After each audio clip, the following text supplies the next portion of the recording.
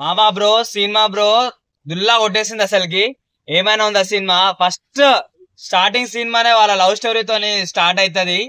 వాళ్ళకున్న ఎమోషన్ అంటే ఒక చేపలు పట్టేటోడు లైక్ 9 నెలలు ఏటకు పోయి 3 నెలలు ఇంటికాడ ఉండంటే ఆ 9 నెలల ఒక ఇంట్లో ఉన్న వాళ్ళు ఎట్లా తాపత్రయ పడతారో అట్లా మన సాయి పల్లవి నాగ చైతన్య గురించి వెయిట్ చేసి అది అబ్బా కథనే మొత్తం వేరేలా ఉంది. చందు మొండేటి గారు చాలా క్లియర్ గా కట్ గా తీశారు. మా అంటే ఎవడైనా సరే ఇప్పుడు సముద్రం అనగానే ఒక సురశాపని బయటికి తీసుకొచ్చి ఇలా ఇలా చేస్తారు. కానీ మనోడు అవన్నీ ఏం కలపలేదు మసాలాలో. ఎలా సినిమా తీయాలో అలా తీశాడు. ఒకటి సాయి పల్లవి మీద ఒట్టు, నాగ చైతన్య కెరియర్ లో ఇది బెస్ట్ హిట్.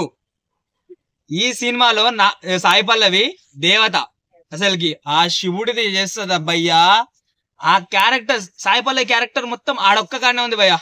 ఆమె ఎంత టాలెంటెడ్ అని చెప్పేసి మన నాగ చైతన్య కూడా ఏ మాత్రం తగ్గలే అసలుకి. ఇద్దరు కుమ్మేసిర్రు. ఇంకా మన సాంగ్స్ విషయంకి వస్తే ఏ మూవీ అయినా సరే వేరే మూవీతోని పోటీ పడుతుంది. కానీ ఈ తండేల్ సినిమా ఒక మూవీ డైరెక్టర్ ఒక మ్యూజిక్ డైరెక్టర్ వీళ్ళిద్దరు కొట్లాడుకున్నట్టుంది.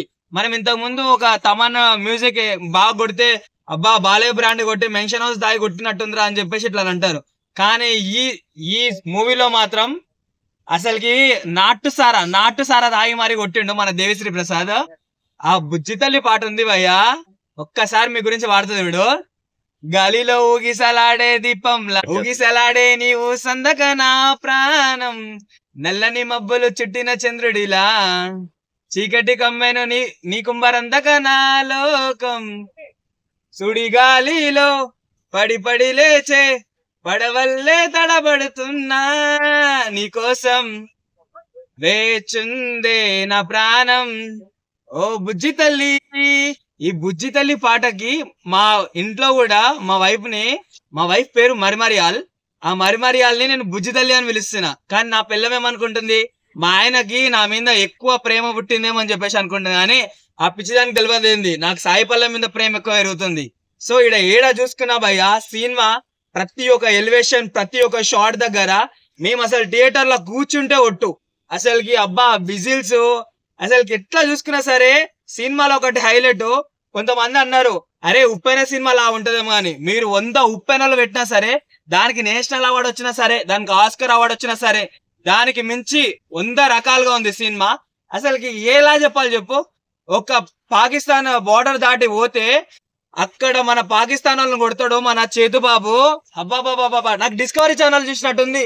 ఒక సింహం ఒక లేడీ పిల్లని ఎట్లా వేటాడిచ్చి దెబ్బ ఎట్లా కొడుతుందో అట్లా కొట్టాడు మన నాగ చైతన్య. అబ్బా అసలు సూపర్ అసలుకి సినిమా.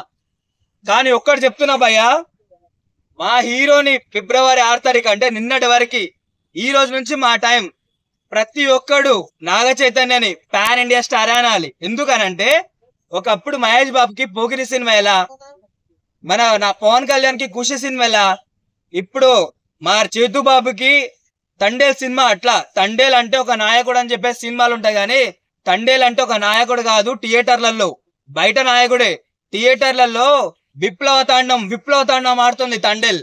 అసలుకి ఒక్కొక్క సీన్ అసలుకి అబ్బా లాస్ట్ లో ఉంటది భయ్ ఒకటే సీన్. నువ్వు నీ గురించి వచ్చిన లైక్ ఈ ఫిషర్ మ్యాన్ల గురించి నువ్వు సపోర్ట్ చేస్తావా, లేకపోతే నీ గర్ల్ ఫ్రెండ్ కి పెళ్లి అవుతుంది నువ్వు అక్కడ వెళ్తావా అని చెప్పి ఇట్లానంటే ఏదన్నా కానీ దద్దు నా వల్ల అవ్వట్లేదు.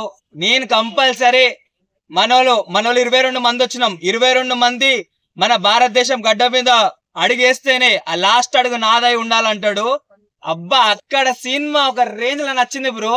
అండ్ ఇంకొకటి చెప్పాలి, మనోడి ప్రతి ఒక్క ఆడియో లంచ్ లో కొంచెం డల్ ఉండి, ఎప్పుడైతే ఈ ఆడియో లంచ్ లో ముందే ఎప్పుడు ఒక డైలాగ్, దద్దు గుర్తెట్టుకో ఈ పాలి ఆట గురి తప్పేదేరేస్ ఫిబ్రవరి 7 తారీఖు అంటే ఈ రోజున రాచులమ్మ జాతరే బాక్స్ ఆఫీస్ దగ్గర దుల్లా కొట్టేస్తున్నాం అని చెప్పేసి ఏ మాట అన్నాడో అదే కొట్టిండు.